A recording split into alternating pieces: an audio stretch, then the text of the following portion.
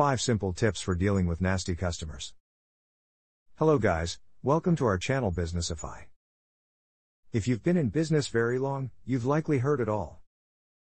You know, the irate customer who is going to sue you over the $19 product that they claim is bogus, the one that's going to shut your business down because they conjure up in their minds that you might have breached your privacy policy, or the one that takes complete advantage of your money-back guarantee.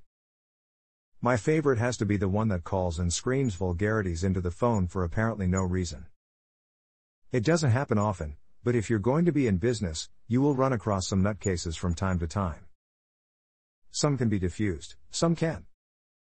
That's just the way things go in business. There are some simple techniques for dealing with irate customers without burning yourself an ulcer over them and without telling them you hope they get cancer and die. Here are some tips you may find useful. 1. Don't take it personally. There is one thing that almost all nasty customers have in common. They try to attack you on a personal level. Name-calling is not unusual. When you take it personally, you are likely to get into a yelling match with the customer, which resolves nothing and only stands to make things worse. Try to diffuse the situation. Kills the anger with kindness. If that doesn't work, ask them to contact you again once they have calmed down and are willing to speak reasonably. Refuse to speak with a customer in an irate state. You don't have to put up with abuse ever. 2. Don't overdo. The customer is always a right concept. In customer service training, you will always hear that the customer is always right. While that is true to some extent, sometimes they are just flat wrong. It would help if you always tried to accommodate a customer within reason, but do not allow that concept to go too far. 3. Realize it isn't always your problem. Sometimes people have a bad day and are looking for someone to take it out on.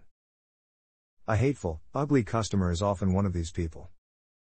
If you listen to their ranting and raving, then respond kindly, telling them you understand their frustration, and you want to work with them to come to a resolution. You will often diffuse the anger and uncover the rational human being beneath it.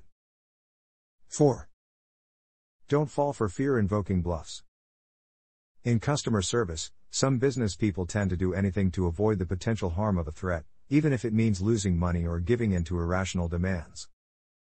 When you are threatened, consider the validity of the threat. Do you think someone is going to pay thousands of dollars in attorney fees to sue you over a low-dollar transaction? Likely not. Again, do what you can to accommodate within reason, but don't give in to unsubstantiated threats. 5. Be prepared to decide whether or not a customer relationship is worth salvaging.